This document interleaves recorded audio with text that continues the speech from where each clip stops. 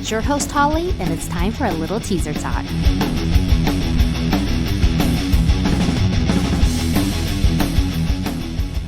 Inkcarceration, America's rock, metal, and tattoo festival with Slipknot. Falling in Reverse, Five Finger Death Punch. Plus Marilyn Manson, 3 Days Grace, Beartooth, Knocked Loose, Lamb of God, Parkway Drive, I Prevail, In This Moment, and so many more. Report to the Ohio State Reformatory on July 18th through 20th, 2025 to face your sentencing. 3 days of rock, tattoos, and the return of the haunted blood prison. Passes for Inkcarceration are on sale now at Inkcarceration.com. What is going on, everyone? Happy Teaser Talk Tuesday. You guys, I am so excited about this episode. And I'm sure you're like, okay, this bitch says this about every time, but I really am. Like, so I'm really excited. I promise you guys. But as you guys know, recently I came back from incarceration, and I can say I'm probably just now finally fully recovered. Not that your girl got wasted or blasted or anything like that. It's just long days and heat and lots of conversations and all these other things. So finally back at it, and I'm super excited to catch up with a super cool guy who I actually met before, but virtually, and then actually got the honor to meet in person and then see. We'll get into all the details. But everyone, I'm so excited to welcome to the show Chris Bianchi of How We Feel Band and CB Entertainment. How are you doing, Chris? I'm doing great today. Like you were saying, I mean, it's so much just still catching up from the festival and enjoying the craziness that was, but it takes a little while to kind of catch back up. So we're just now kind of back into routine, back keeping things going, and already looking forward to kind of what's next though out there also. Yeah, absolutely. Because it's just like it's almost like they call it, what do they call it? Like festival depression. Like as soon as you get done with it, you're like, oh shit, what do I look forward to now? And I'm just like, I'm kind of having the opposite. I feel like I'm like, oh shit, I've got so much more to look forward to. Like there's not enough hours in the day. Yeah, no, totally. It's the same thing too, going on tour and then coming home from being so used to the everyday fast pace, and then just like sitting at home, even though it's nice, but it takes a little while for that adjustment. So it's always good though to have the things to look forward to as well along the way. Yeah, absolutely. So yeah, let's just go ahead and kick this off with talking about incarceration, because I'm curious to see, because you guys performed there, obviously, but also you were there as a manager, as the ringleader. I don't know, however you want to say it. So I'm curious, how was that experience as both an artist and then someone who works with other acts through CB Entertainment? How was that for you? It was interesting to say the least, but also very exciting. And I think something that thankfully mentally I kind of was prepared for, to not overwhelm. I mean, luckily, and I've been fortunate enough to be kind of part of the Inkcarceration Festival during its growth and things like that, working behind the scenes, helping curate some talent, doing staging and other things like that. So we kind of got our bearings for that over the past, I think this was our 6th year, give or take, kind of being a part of that and stuff. And then obviously being used to the performing side, even though that's been a while since we've done that, it's kind of a more fresh thing again for us. But being able to combine them, I think it was all about pacing, just like anything else, and scheduling and trying to make that all work. But really fun to kind of do both sides of it, and kind of wear both hats, so to speak, I guess. Yeah, because of course, it's like not your first rodeo. You've done it for years, but it's also kind of too, like there's that moment mentally you have to like take off one hat and put the other one on, or you're like trying to mentally prepare for your own performance, but at the same time making sure your performers are like, are good and taken care of as well. Wow. Well, kudos to you. Like when I first met you, I was like, man of many talents. And it's so funny because like we were connecting with like Alex, for example, connecting and coordinating with her. And then like, of course, seeing you in the band, you're going to laugh at me because like, obviously it's not like you have like a master of disguise and wear like mustaches or something like that. Like you are who you are. But I don't know why mentally, like I had like my like, okay, this is my contact for Alex, my PR channel here. And then I had you as like an artist. And then it was like, I had that moment. I feel like it's like that Spider-Man meme where they're all like pointing at each other. I was like, wait a minute. Who is this guy? Is like they're the same person. And I just like, I literally had a hand to face palm moment. And luckily I had that like not in your presence. I had that like I think it was like day 1 or 2. I was like, wait a minute, this is the same person. Right. So right. I had a good laugh at that. But yeah, that's awesome. Yeah. So let's talk about your guys' performance. You guys crushed it. I was there watching you guys. I was one of those creepers in the crowd with their phone on, videoing it, watching it, but you guys crushed it. So congrats. But how was the performance for you on stage? I think, thank you very much, by the way, for even being there early and checking it out and giving us a time of day too, with so many amazing Of artists that course. were too. I mean, I think for us, it was exciting too. It was really nice. And it was something that, again, saying we've been fortunate enough to work as a part of it and then many other events and things like Yeah. that. So kind of always like, and we're all musicians as well. That's where the background where we come from. We've played and toured and done that stuff before getting into the business side. So, I mean, I think it was kind of like that, not jealous thing, but like, oh, I want to do that. I want to play. I want to perform. So, after getting ready, getting prepared, and it was just a timing thing that made sense for this year too, of luck, obviously. And we're super thankful for all that stuff too. But it just felt good. It felt like, this is where I'm kind of supposed to be. I'm ready. This is where I Mhm.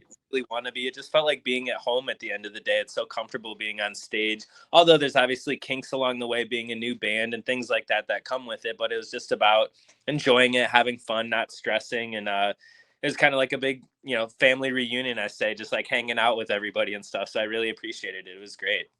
Yeah, that's awesome. What would you say? Did you experience like an unexpected challenge or maybe a highlight of Ink this year that really stuck with you throughout the event?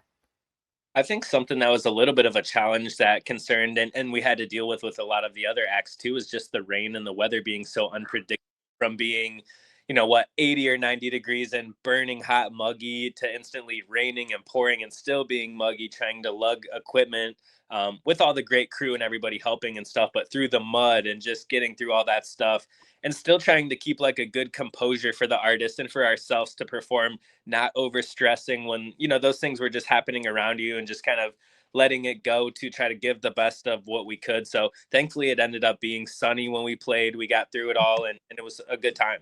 But yeah, it's crazy. 100%.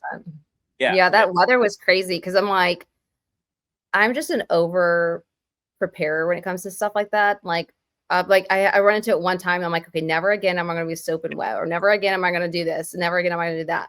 So like day one was probably, well, yeah, day one was probably the worst day, I would say, probably when it came to the weather. And I literally packed 3 ponchos, but they were all in my suitcase at the hotel room, not on site. So luckily, the bartender at the VIP tent, she was super sweet, or the artist lounge, she had an extra poncho. So shout out to her for giving me that, and I was able to enjoy it. But yeah, it was insane, and people didn't know if it was going to rain, not going to rain. We were code yellow like how many times throughout the weekend. Luckily, it didn't turn to red, but No, yeah. for sure. And that's what I've learned with that. I mean, I used to go for, and I'm not saying it's like dressing different or anything, but I used to go for more of a rocker look and wear way more black and kind of really, wear that type of stuff and all that. And then I learned over a few years and learned of being at so many and stuff. Like I'll throw like a white tee on and just something I'm like, I can get muddy and whatever. And just, it is what it is for that type of stuff to it at the end of the day, because you don't know what you'll get into or anything. So. 100%. Like I used to be very, like I still am, like when it comes to outfits, of course, I feel like that's kind of like part of it. At least for us girls, we're always like, okay, what's our festival fit? But then like it's gotten to the point where I have like one dedicated pair of Converse Chucks that are my just unspoken for festival shoes. And I will say, and like I promise you guys, I'm not a dirty girl, but I will say this is the first time this year I actually, when I came home, I double bagged them and I washed them as soon as I got home. Like I was like, okay, I promise you guys, they were not stinky or nasty, but they were pretty gross when I got home. I'm like, hey, these bad boys are gonna get incarceration washed off of them. Do some battle. Yeah, absolutely. Mhm. That's Yeah, awesome. and you had mentioned too, having that FOMO on stage, like, watching your artists on stage. But I'm sure too, like obviously that's going to benefit your talent that you represent because you've been there, done that. Like, how would you say that that's really kind of, an advantage that you have as well as your talent receives, as a benefit because you've been there, done that. How do you say that that would be? What are some of the big things that you're like, okay, I get that because I've been there and done that? Sure. I mean, I think when it comes to artist management and development with new artists and up and comers, it's something that is important to say, and again, I look at it separately again with that crazy mindset of things, but I always put our artists first, the artists I'm working with, the bands I work with, things like that always come first for me, that I'm focused for their opportunities, things that can go first for them. And like what we do is separate. It's fun. We obviously take it serious and want to enjoy it and Yeah. stuff. using, yeah, like you said, those experiences and our past experiences of being signed at a young age, touring, being on MTV, doing a bunch of fun things like that. It's helpful to say, like, yeah, we've been in the driver's seat. We can face these challenges. We face them. And it's something you can't learn in like a school necessarily, or Mhm. again, everybody's different, but there's a lot of managers and stuff that like sit in an office all day and like have never strummed a note or have never lived in the van with six dudes and sweated it out and like done that. And again, it still maybe works for them.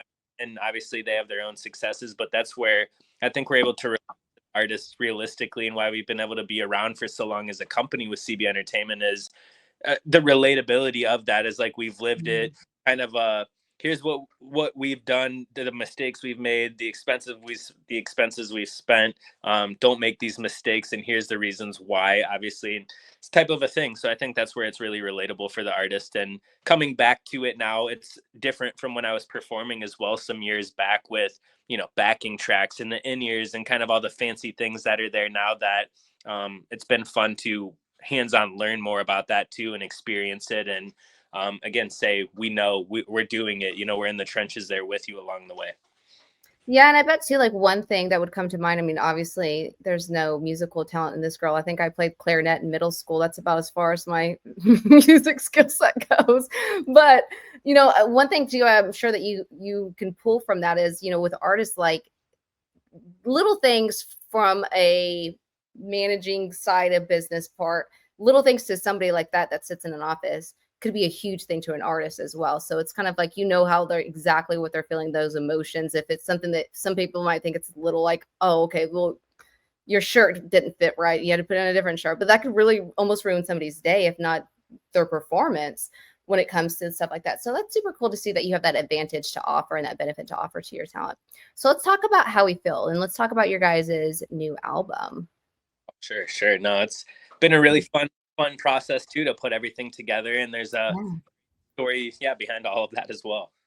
Well, let's hear it. I mean, this is teaser talk, so we're here to talk and we're here to tease. So let's talk about the new album. What was the kind of the inspiration behind it? What was that? You know, because you guys, that album captures a lot of emotional depth. What Sure. would you say? What was there, like personal experiences that fueled it, or themes that fueled that album? Yeah, I think so. I mean, I think it came from a lot of personal experiences along the way. And I mean, even starting from the name and the purpose of how we feel, just being, I guess, call it simple, but we didn't want to overthink it. And it was just made as a creation of, you know, we don't want to be an exact genre, like we're only metal, we're only metalcore, we're only hard rock or whatever, because as we've gotten older, we appreciate so many different genres of music and things too, and didn't want to kind of be pigeonholed into just one thing. We just wanted to create what we enjoyed, what we would want to listen to based on different days, different moods and stuff. So that's even what stemmed the name, is just how we feel, as it were. Myself and my partner Brian, the two of us are the main, you know, members of the band. We've been friends for a long time, you know, 15 years, met in high school and have played in mutual bands and things like that along the way. Both went our separate ways and kind of came back around, met back up, reconnected with, you know, our love and passion of music, and decided to want to get into that. So, I mean, I think that's what helped us dive back in and kind of come up with the idea. And all that was just no plan, no rhyme or reason, but wanting to create stuff that we enjoyed, started doing that. And then what was a really exciting part was the artist that I represent. His name's Paul Bartolome. He's based in the United Kingdom. He performs now with Asking Alexandria. So he helps co-write with a lot of big bands. He's their live guitar player. We got to sit down with him over a winter and kind of co-write the album based on how we were feeling, vibes, different ideas, and he helped us really kind of capture what we were going for, bring that to life, and then we were able to finish the album and get that created and stuff through working with him and our ideas and vision. So long story short, it was cool to get to involve one of the artists as well that I represent to kind of Yeah. come mix and help produce us, collaborate, and to see him continue growing as well with co-writing for Black Veil Brides, Asking Alexandria, Escape the Fate, a ton of today's big bands that are out there as well. So it's full circle with it all. Damn, that was a big mic drop right there. That's a lot. That's awesome. Congrats. And again, benefit of working with you, right? So like that's super cool to hear. You know, and you had mentioned like you don't want to be stuck in like or put in a box of one genre, right? Like you don't want to be like that. Well, we only do these types of things of music, if you will. So how do you balance the writing of the music that's authentic to you while also creating something that resonates with fans? That's a great question also. I mean, I think we used to care more about not what people thought, but again, it was more with this project of just like, what do we want to hear? What are we inspired by? What's the mood or the emotion? And just kind of not an arrogant way, like a we don't care what people will think or take of it or anything, but kind of just like a free flow. And that's like the first time for us. And all of our past projects was always like so serious, like it has to be like this, we have to look this way, we have to get this out with the message or the t-shirts or anything. So this has been, I hate saying, more like a hippie free flow style, but yeah, just kind of a free type of a style with the things. That's what's made us happy, just kind of doing that. I love that. Was there a particular track on the album that was the hardest to finish? That's a great question also too. A challenging one, I would say, is our title track, the Ready for War song, just because it hits home for both of us in our own ways and stuff. And obviously, even in the video, it kind of shows like different emotional situations that are going on, different love scenes and romances fading and things like that. But the song in general is just about the struggles that everybody faces in their own way of daily lives. And I know that can sound cliche too, but just about the ups and downs of life and about like not stopping, or hopefully having somebody that's that mutual person in your life that you have that helps keep you going, whether it's a friend, a loved one, something like that to kind of battle through with. That's super, super powerful. I love that. So now let's shift gears and go to CB Entertainment and Artist Development. So I know, as we mentioned many times already in this episode, you are a man who wears multiple hats: artist, manager, entrepreneur. How do you maintain that creative edge while guiding other acts? Because I don't know about you, for me personally, I'm like, it's hard for me to manage myself, let alone other multiple talents. So how do you do it all? I think that's a great question too. It's just come with years of, I guess, that like years of doing it and experience and lots of trial and error. It's been very fortunate, knock on wood, that we've been doing this 15 years now, with the company and having things growing and expanding, doing that type of stuff. So every day is a new experience. Every day is something learning along the way. I think being able to adapt and not letting the negatives get to you and to drag you down is like the biggest thing. It comes with anything in life, obviously, but just figuring out how you can adapt and overcome that, and trying to teach that to the artist and teach that along the way to them too, to just be able to adapt, and stay strong with it, is what's been able to kind of keep us rolling too. And then for my ADD brain, I always want to be into something. So even though there's many things moving, it's kind of all in the same world of like music, entertainment, production, things like that. And that just came from, again, happenstance of over the years, kind of like stumbling into this a little bit, stumbling that a little bit, getting my feet wet, or a lot of times, needing to rely on other people that kind of failed at it. So we had to do it, ourselves to the best of our abilities, type of thing. So we just keep at it. I love it. You are a wise man. So let's ask for some advice. What important piece of advice would you give to a new artist who's trying to break through in today's music landscape? I think honestly, and I could be wrong to some, but I think less is more when you're starting, but just trying to focus on quality at first and establishing a bit of a brand with that quality, whether it would be, say, one single or like your first EP or even just like one music video.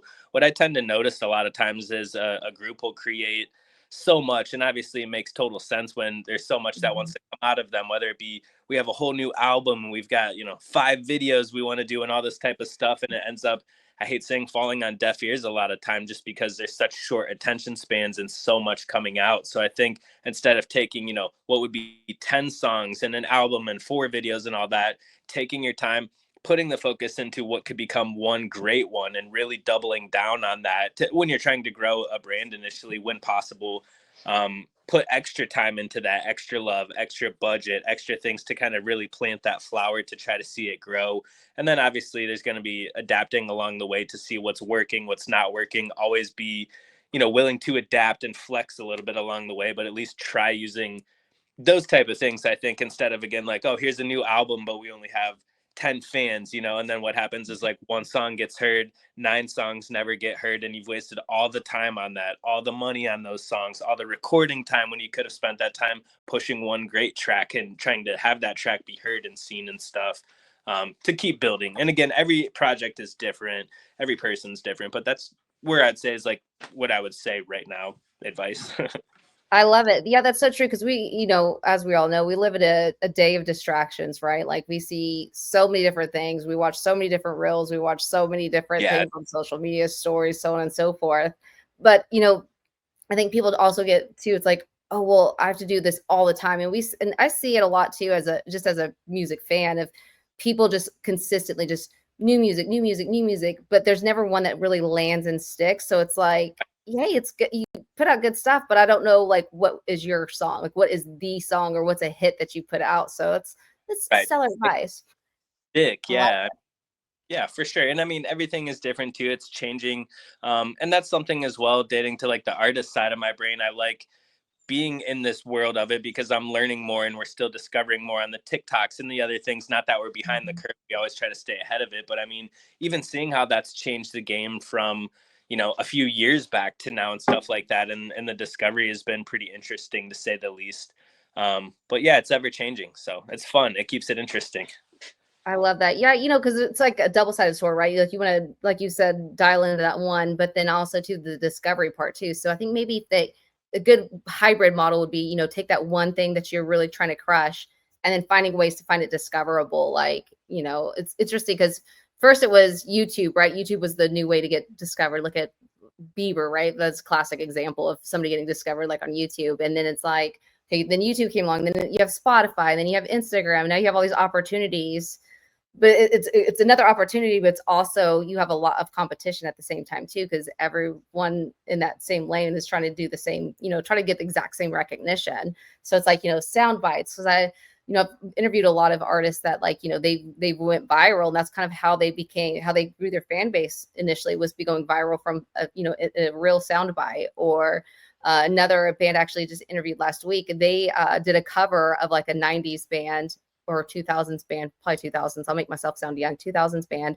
and the artist's wife was on YouTube trying to find his song, like that, like a certain song of it, and actually discovered the band doing a cover, and now they did a collaboration together because of just from them putting that content out. So it's really cool to see how people are being discovered and how people get noticed.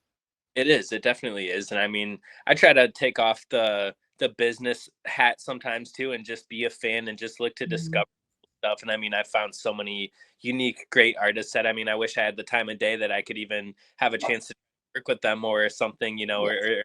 but I mean, just to discover myself and enjoy has been awesome. So I love that. Yeah, this is a perfect segue to a question I wanted to ask you, because I know you're a busy man and I'm not trying to be like, oh, you need business. Like, hey, everyone listening in, go hunt down Chris and pitch yourself. But I think this is a good question, especially for those artists who are starting out or maybe they're trying to get noticed. What qualifications do you look for an artist when deciding to bring them onto CB Entertainment, onto your roster there? Yeah, that's a great question as well. So thank you. I mean, I think the band has to have a little bit of something going on, and that can be on a local level or a regional level or something, but at least at a point where they're like have a bit of understanding, playing some shows, maybe have a little bit of a release out, have something or in past projects or whatever it may be. And I think it just depends on the goal of what the artist might be looking for. So we kind of have two sectors of the company. One side is kind of more open, and that's where we do offer things like marketing for certain songs that are coming out, some press release, certain things like that, and help with press coverage, um, merchandising, printing merch, things like that for artists that we can kind of help with. And then more on like the artist management side and development and things we would look to take on for more of a long-term thing. Yeah, that's more just a back and forth conversation and something that moves us to, I mean, more than huge numbers even, or how many Spotify monthlies or any of that type of stuff. I still am kind of old school in the fact that I look for stuff that just like moves me, and like a real story of, we're out here in the garage, we're spending every day in the garage just trying to rock. We're from middle of Iowa, and like we have no money or anything and bad equipment, but like we just feel it and we're just trying, or something, is like the story. That those things that like versus, hey, we have 100,000 monthlies on Spotify, like fancy and whatever. I'm like, I want the garage. I love that. That's like beautiful to me, those type of things. So that's what still gets me excited too, and what I look for. Not saying it has to be that, but like Yeah. realness to it. And I think that's what gets me and our team excited to want to try to push something more, try to help them plant that flower to grow and teach them and stuff. So very cool. Well, you guys heard it. So take those notes. That's how you guys can be a stellar artist that catches people's eyes. Awesome, Chris. Well, okay, now that we have ink behind us, and oh my gosh, I can't believe it's already like more than half of the year in. What else does the rest of 2026? What does the rest of 2025 look like for you as far as the band goes, and then as far as CB Entertainment goes? So we're going to finish out the year strong. This is that fun time of year when it starts to become like spooky season, Halloween stuff. One of my favorite times of year. But we have some tours that are going on right now that are just going to be wrapping up. We'll have a couple tours going out in fall. I think one more festival for the Act Paralandra that we work with, which is another great act. Shout out to those guys. What is it? Rocklahoma, I want to say. I might be mixing that up, but I have to double check. No, sir, you are. That is, I will see you there if you're going to be there. Awesome. That's we ain't got much in Oklahoma, but we got the Thunder, and then we have Rocklahoma here. So yes. Love Rocklahoma. I mean, that's been one that we've worked with in different ways over the past 5, 6, something like that years. But yeah, so we'll have those guys out there for that one. And then I think we'll have a special show that How We Feel will be doing. I'm not sure we can announce it yet, but we're doing a special collaboration. So it's a concert, but it's like a collab special thing or whatnot. But in a few weeks, we'll be able to hopefully announce that. So we're looking forward to that to help kind of round out the year. And then getting ready for 2026 for all of our artists. We're already having talks with South by Southwest, some we're planning, things like that. Just kind of always planning 6 months or a year ahead where possible. Yeah, I hear you on that. That's crazy. That's awesome. Well, wow, you've had a busy year, and it sounds like you're finishing out the year busy and strong. So kudos to you. So for everyone listening in and they live underneath a rock, how do they follow you, the band, and just stay tuned to all these cool stuff that you just announced, as well as the teasers that you dropped of what to look forward to? Oh, totally. Let's see. The easiest would be for CB Entertainment. It's just our website, cbent1.com.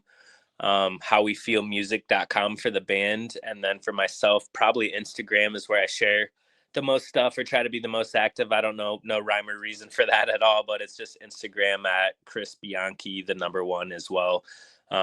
And would love to try to connect with some awesome people out there. So, and thank you so much for having me and getting to chat, and hopefully we'll get to more in person sooner than later, of course. Absolutely. I am so excited, and I appreciate you making time to chat with me, because like it was great working with you behind the scenes of lining everything up, but then also you're just a fantastic guy. Like your energy's there. You're one of my favorite, I don't say new people that I met, but you're one of my favorite new people that I met this year at Ink. And I'm like, okay, taking that contact, putting it in my back pocket for to stay in connection with. So I appreciate your time. And hey, if I see you at Rocklahoma, let's do a catch-up episode. I know it's just like a month away or 2 months away, but 2 months away, a lot can happen in that, right? So true. I mean, especially with music and the crazy entertainment world. But no, same.